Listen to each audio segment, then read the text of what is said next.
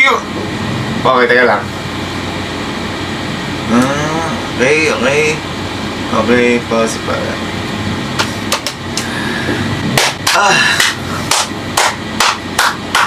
Ang lupit. Sobrang lupit nun.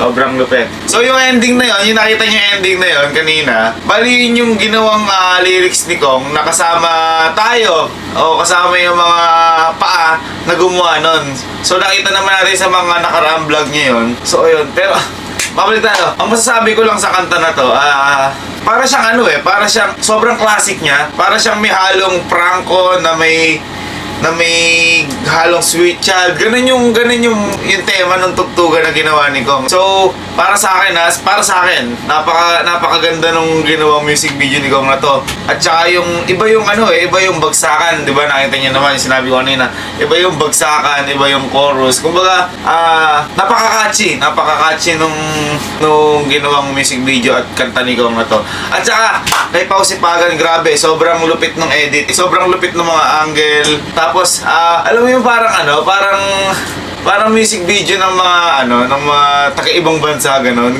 na yung datingan ni Pao eh. Kaya pala talaga siya yung kinuha ni Kong para dyan. Talagang yung tiwala. Pero nakita niyo naman, di ba?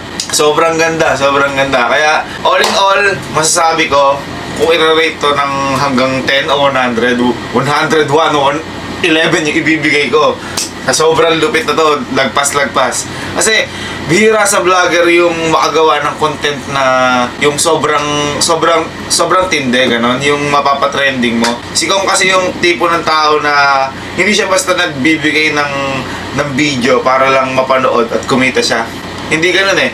Nagbibigay siya ng content at video sa mga tao na yung oras ng mga tao hindi masasayang. Ganun yung thinking ni Kong eh. Hindi siya basta yung magpo-post ng kahit na ano. So, napakalupit. Talaga, miyembro na talaga ako ng mga fan ni Kong. Sobra, napakatindi mo. So, yun lang. See you sa next vlog.